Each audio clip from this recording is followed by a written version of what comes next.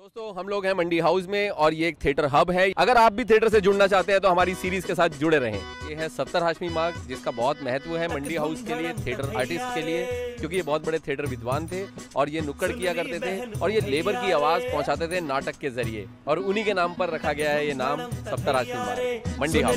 और ये है राष्ट्रीय नाट्य विद्यालय, national school of drama, Shriram centre for performing arts, SPG, the little theatre group, Shriram भारतीय कला केंद्र, सब सुरताल तलैया रे, धूम धड़म तलैया रे, सुनरी। अगर आप भी थिएटर करना चाहते हैं तो ये सारे इंटरेक्शंस जरूर देखिए।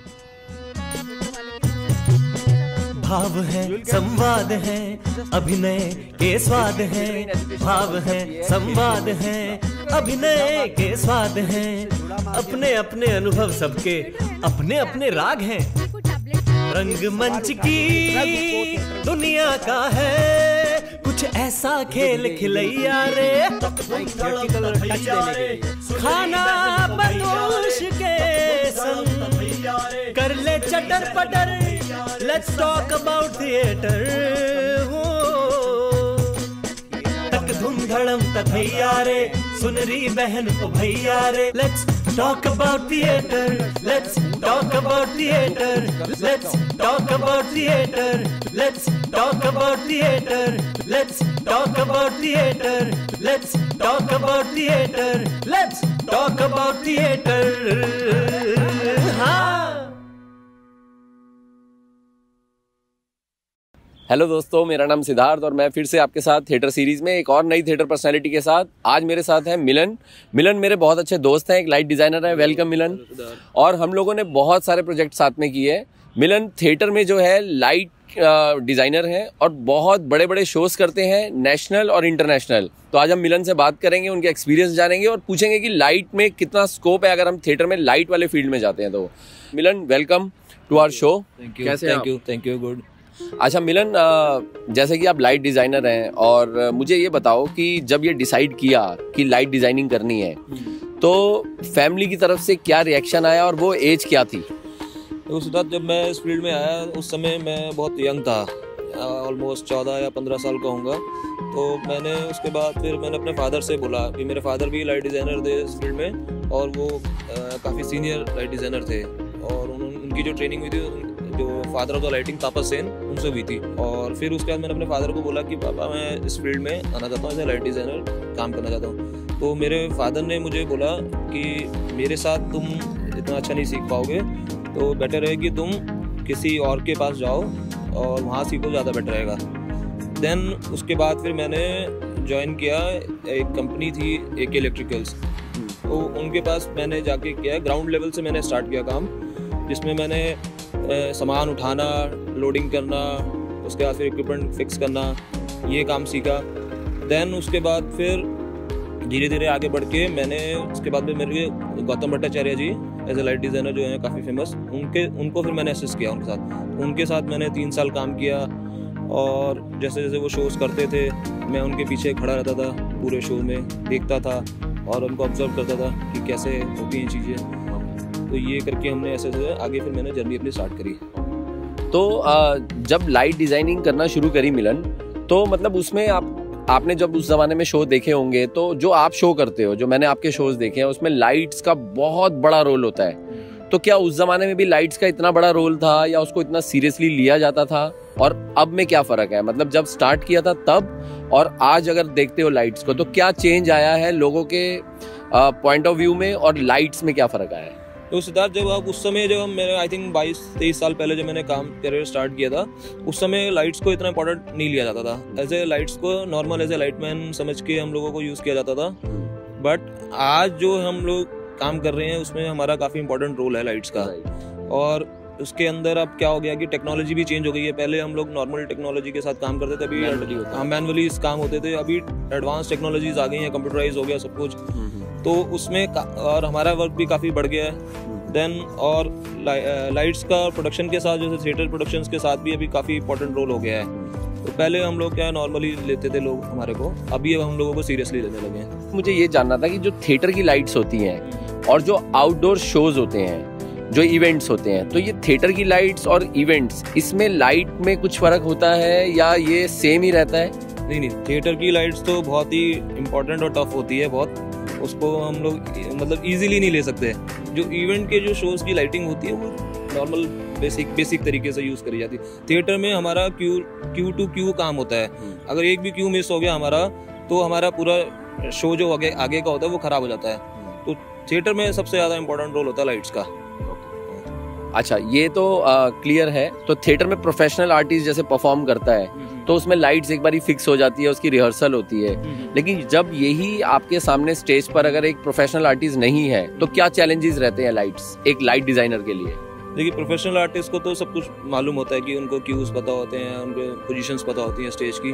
नॉर्मल आर्टिस्ट जो अमेच्योर आर्टिस्ट होते हैं उनको क्या होता है कि उनको पता नहीं होती चीज़ें कि स्टेज किस लेवल पे कहाँ पे पोजीशंस क्या है। स्टेज के अंदर भी 9 पार्ट्स के अंदर डिवाइड होता है, तो उसके अंदर उसके अलग अलग नाम्स होते हैं स्टेज के, कि stage left, stage right, down stage centre, up stage centre. तो वो चीज़ें हमें उनको समझानी पड़ती हैं। देन उसके बाद उनको समझ में आती है कि हमें पोजीशन में कौन सी पोजीशन में कहाँ खड़ा होना है। तो ये थोड़ा सा हमें यंग आर्टिस्ट के साथ जब काम करते हैं तो उसमें थोड़ा सा डिफिकल्ट होता है उनके साथ काम करना, बट उनको क्लियर करनी पड़ती हैं चीज़ें, तो फिर उनको समझ में आती हैं। अच्छा, मान लो आपने किसी को समझाया और उसके बाद भी वो नहीं समझ पाया और उसने ऑन स्टेज कुछ गड़बड़ी कर दी, तो उस समय एक लाइट डिजाइनर के लिए क्या चैलेंजेस होते हैं और वो उसको कैसे मैनेज करता है? देखिए, ऐसे टाइम पे हम लोग क्या करते हैं, इम्प्रोवाइजेशन करते हैं लाइट्स के अंदर भी। जैसे डांस के अंदर, थिएटर के अंदर भी इम्प्रोवाइजेशन होता है, तो लाइट्स के अंदर भी इम्प्रोवाइजेशन होता है। तो एट ए टाइम हम लोगों को डिसीजन लेना पड़ता है कि अब ये, जैसे हमें पोजीशन हमारा था कि सेंटर स्पॉट, अगर वो सेंटर स्पॉट नहीं आया और वो ऑफ सेंटर हो गया, तो दैट टाइम हम इम्प्रोवाइज करते हैं लाइट्स के साथ ही, कि हम लोगों को फिर पोजीशन चेंज करनी पड़ती हैं। अच्छा मिलन, जब हम लोग ये शोज इंडिया में करते हैं तो लाइट्स अलग होती हैं, जब हम बाहर करते हैं तो क्या लाइट्स चेंज होती है या लाइट्स का जो बेसिक नेचर है वही रहता है, या कुछ टेक्नोलॉजी वाइज चेंजेस आता है? नहीं, अभी तो जो टेक्नोलॉजी वाइज सब all over the world same ही है। पहले होता था कि यहाँ पे हमारे पास लिमिटेड इक्विपमेंट्स होते थे, तो हम लोग बाहर जब जाते थे तो हमें पता नहीं होता था कि कौन से इक्विपमेंट में कैसे काम करना है। तो अभी क्या है कि ऑल ओवर द वर्ल्ड सब कुछ सेम हो गया है, तो जब हम बाहर जाते हैं तो हमें कोई प्रॉब्लम नहीं थी, बस टेक्निकली नेम्स चेंज होते हैं लाइट्स के, बाकी सब कुछ सेम रहता है। हाँ। अच्छा मिलन, जब ये थिएटर आर्टिस्ट अपना प्ले करते हैं, कोई शो करते हैं, तो आपको पता है थिएटर में ज़्यादा पैसे होते नहीं है, ज़्यादा बजट नहीं होता, तो उसमें जो एक बेसिक एक प्ले की लाइट्स होती है उसका एक बेसिक जो बजट होता है कितना होता है, कहाँ से स्टार्ट होता है, एक रफ आइडिया बताओ। सिद्धार्थ, देखो, अगर हम थिएटर में अगर प्रोडक्शन को डिज़ाइन करते हैं, उसमें एज ए डिज़ाइनर अगर काम करना है तो उसमें पूरा प्रोडक्शन डिज़ाइन होता है। देन उसके बाद फिर रिहर्सल टाइमिंग डिसाइड्स होते हैं, फिर उसके बाद ब्लूप्रिंट डिज़ाइन होता है पूरा। देन उसके बाद फिर हम लोग काम करते हैं। तो अप्रॉक्सीमेट जो खर्चा हुआ डिज़ाइनर का, इंडिया में इतना मतलब फिक्स नहीं है कि हमको इतना डिज़ाइनिंग का इतना मिलेगा या लाइट एग्जीक्यूशन का इतना मिलेगा। तो इंडिया में नॉर्मली क्या, कई बार हमें कुछ ज़्यादा भी मिलता है, कई बार हमको कम भी मिलता है, तो वो उस हिसाब से हमको मैनेज करनी पड़ती चीज़ें। अच्छा, जैसे मैंने मिलन के साथ हम लोगों ने बहुत शोज़ किए हैं, हम अराउंड द इंडिया बहुत ट्रैवल भी किया हम लोगों ने, और बहुत फन वाला टाइम भी हमने साथ में गुजारा है और बहुत मेमोरीज हैं साथ में। हम लोगों ने एजुकेशनल शोज़ बहुत किए हैं, जैसा आपको मालूम है। तो जब हम लोग स्कूल या कॉलेजेस के साथ करते हैं काम, तो वहाँ पर अगर एक स्कूल ये एक्सेप्ट, क्योंकि आजकल बहुत सारे स्कूल एक्सेप्ट कर रहे हैं कि हम लाइट्स के लिए भी बाहर से आउटसोर्स करेंगे, डिज़ाइनर बुलाएंगे प्रॉपर उसको ग्रैंड करने के लिए, क्योंकि किसी भी शो को, इवेंट को ग्रैंड करने में लाइट का बहुत बड़ा रोल होता है। तो उनके लिए क्योंकि स्कूल के साथ थोड़ा बजट इश्यूज हमेशा होते हैं, तो उनके लिए एक स्टार्टिंग जो बजट होता है वो क्या होता है, वो आप थोड़ा बताओ। तो जो लोग हमें स्कूल्स फॉलो करते हैं, एटलीस्ट उनको एक रफ आइडिया लगेगा, क्योंकि ना लोगों को एक बहुत डर है कि अगर लाइट डिजाइनर बुलाया, आउटसोर्स लाइट बुलाई तो बहुत खर्चा हो जाएगा। तो एक बेसिक स्टार्टिंग कहाँ से हो सकती है कि अगर स्कूल्स और कॉलेजेस के साथ ये प्ले या इवेंट्स किए जाएं? तो देखिए, स्कूल्स के साथ काम करना, आजकल स्कूल भी बड़े प्रोफेशनल्स हो गए हैं, पहले जैसे नहीं रहे। उनकी भी डिमांड हाई हो गई है काफ़ी कि हमें टेक्निकली भी अच्छा करना है चीज़ों को। तो जो बजट होता है, अब मैं एग्जैक्ट, जैसे हम लोगों ने किया संस्कृति स्कूल, मदर इंटरनेशनल स्कूल्स, इस तरीके के स्कूल्स के साथ काम करते हैं, तो उनके साथ जैसे बजटिंग डिपेंड्स कि कितने शोज हो रहे हैं, तो अप्रॉक्सीमेट 40,000 to 50,000 रुपीज़ डिजाइनिंग पे, स्टार्टिंग डिजाइनिंग में खर्च होता है, देन उसके बाद फिर इक्विपमेंट्स में खर्च होता है। तो वो जैसे जैसे प्रोडक्शन की डिमांड होती है उसके हिसाब से फिर रिक्वायरमेंट्स बनती हैं, देन उसके बाद फिर बजट फिक्स होते हैं। ओके, अगर मैं मिलन की बात करूं तो मिलन की अपनी एक लाइट कंपनी है जिसमें मिलन के पास खुद के इक्विपमेंट्स हैं, पूरा कंसोल और जितने भी जो एक टेक्निकली चीज़ है, मैं अगर करेक्ट हूँ तो वो सारी चीज़ें मिलन के पास हैं। अगर आप चाहते हैं कि मिलन से कांटेक्ट करना, जुड़ना, मैं डिस्क्रिप्शन में एक मेल आईडी डाल दूंगा आपका, तो आप जो है मिलन को बुला के एक पूरा एक डिज़ाइन करा सकते हैं इवेंट, जो कि मतलब ट्रस्ट मी, मैंने मिलन की लाइट्स देखी हैं, उसका वर्क देखा है उनका, तो वो बहुत ही कमाल का है और वो किसी भी छोटे शो को बहुत ग्रैंड शो में कन्वर्ट कर देते हैं। मिलन, मुझे एक चीज़ और जाननी थी कि जैसा मैं आपको पर्सनली जानता हूँ एज एन फ्रेंड, जब हम लोग जाते हैं ट्रैवल पे तो तुम खाने पीने के बहुत शौकीन हो, तो मुझे बताओ कि जब मिलन खाने पीने में जब माइंड जाता है तो क्या सबसे पहले दिमाग में आता है? डिपेंड है। अब मैं जैसे यूरोप जाता हूँ तो मुझे आई थिंक यूरोपियन फूड काफ़ी पसंद है, जैसे कॉन्टिनेंटल फूड हो गया और चीज़ है। नॉनवेज तो मैं खाता ही हूँ, तो मेरा फेवरेट है नॉनवेज, और कभी कभी मैं बियर भी पी लेता हूँ। मतलब खाना और पीना दोनों बता दिया है। और खाने पीने के नाम से देखो चेहरा भी लाल हो गया है एकदम हंस के। तो दिल्ली में कोई ऐसे देसी जॉइंट है या इंडिया में कोई ऐसे देसी जॉइंट है जहाँ लगता है कि यार चल आज वहाँ चल के खाया जाए कुछ? कई सारे हैं, जैसे हम लोग क्या कहते हैं, मयूर विहार में हमारा एक है देसी जॉइंट्स है वो, तो जिसमें कबाब्स वगैरह जो वेरी फेमस, तो हम लोग कभी जब फ्री होते हैं तो वहाँ चले जाते हैं फैमिली के साथ, तो वहाँ जाके खा लेते हैं। ओके, जैसे ये मिलन हमारे जो पुराने बुजुर्ग थे, ये मैं सवाल सबसे पूछता हूँ, जो हमारे पुराने बुजुर्ग थे, जो हमारे पूर्वज थे, वो हमेशा ही कहते थे कि यार अच्छा खाया पिया करो और ये ना काम आएगा। तो क्या इस बात को तुम मानते हो कि अगर अच्छा हम खाएंगे तो वो हमारे आगे लाइफ में काम आएगा? काम आएगा जरूर, अगर अच्छा खाएंगे तो आगे अच्छी हेल्थ रहेगी हमारी। तो ये बात से एग्री हो? एग्री करता हूँ मैं। अच्छा पिया खाया काम आता है। अच्छा पिया पे जोर क्यों है? अच्छा पिया खाया नहीं, अच्छा खाया भी और अच्छा पिया भी, दोनों पे जोर है। दोनों काम आते हैं। तो मतलब पिया से मिलन का मतलब है दूध, लस्सी, छाछ। दूध, हाँ यस करेक्ट, दूध लस्सी यस। अच्छा मुझे मिलन ये बताओ कि जैसे न्यू जनरेशन है जो थिएटर ज्वाइन करते हैं या आर्ट की फील्ड में आते हैं, तो पेरेंट्स की बहुत इनसिक्योरिटीज होती है कि ये अर्निंग कहाँ से करेंगे। एज एन लाइट डिजाइनर अगर कोई अपनी लाइफ को डिजाइन करे या करना चाहे या सोचे उस बारे में, तो क्या स्कोप है इसमें, फाइनेंशियली क्या स्कोप है और काम का कितना बड़ा कैनवस है, वो थोड़ा सा उस बारे में थोड़ा बताओ। तो सिद्धार्थ, अभी इस फील्ड में ना बेसिकली क्या ज्यादा लोग नहीं आते हैं, तो बट अब धीरे धीरे लोग आ रहे हैं इस फील्ड में काम करने के लिए, तो स्कोप तो इसमें बहुत है और अर्निंग भी अच्छी हो जाती है, बट लोगों के पास पेशेंस नहीं है। तो वो क्या चाहते हैं कि जल्दी से जल्दी हम एज ए डिजाइनर बन जाएं, उसके लिए थोड़ा सा वेट करना पड़ता है, हाँ, और थोड़ा टाइम देना पड़ता है।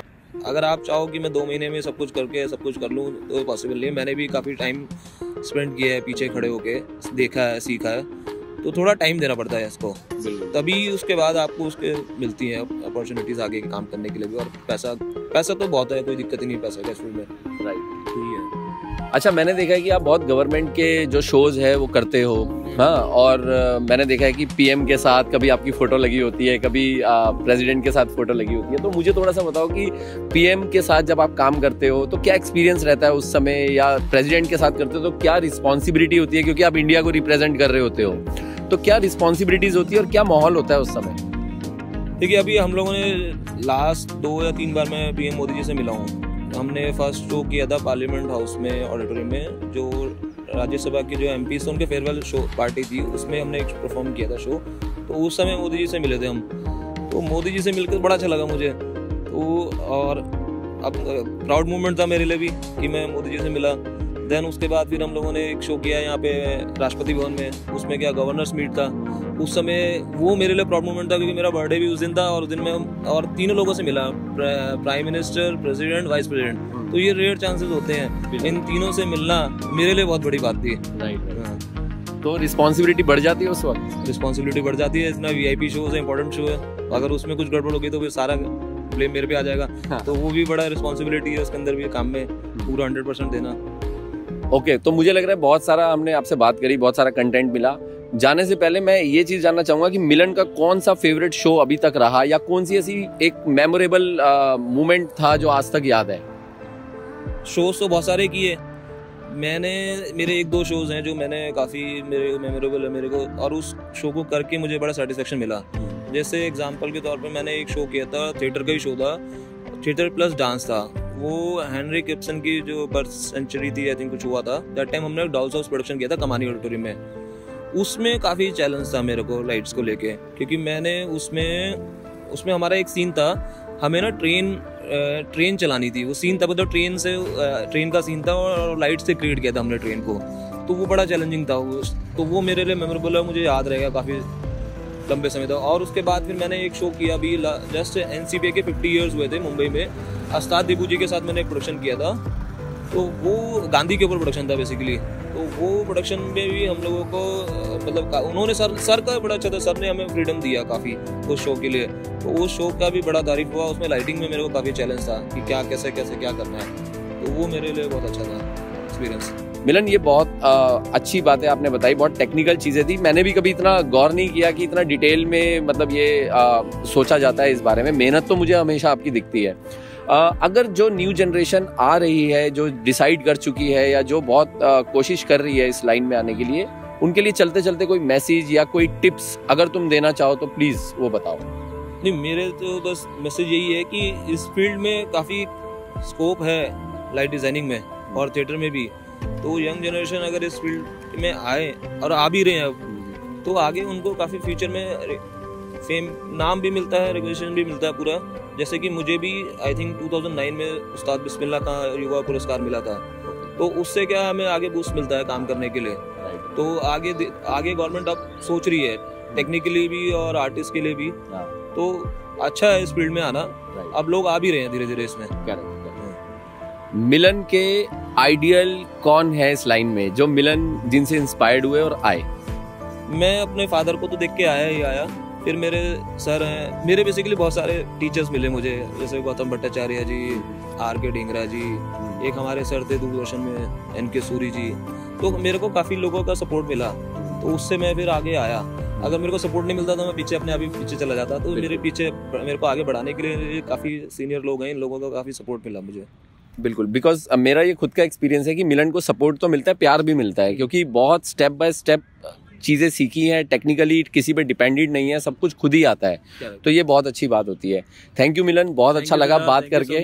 Very nice meeting with you. और हम जल्दी मिलेंगे एक और पर्सनैलिटी के साथ। तब तक खूब थिएटर कीजिए, खूब लाइट जलाइए, खूब लाइट सीखिए और पढ़िए, पढ़ाइए। मिलते हैं एक अगली पर्सनैलिटी के साथ अगले एपिसोड में। तब तक के लिए बाय बाय, टेक केयर। ठीक है, अभी मैं इधर इसको कट मत करना। अच्छा, इसको मैं कंटिन्यू कर रहा हूँ, एंड की तरफ बढ़ रहे हैं। कट।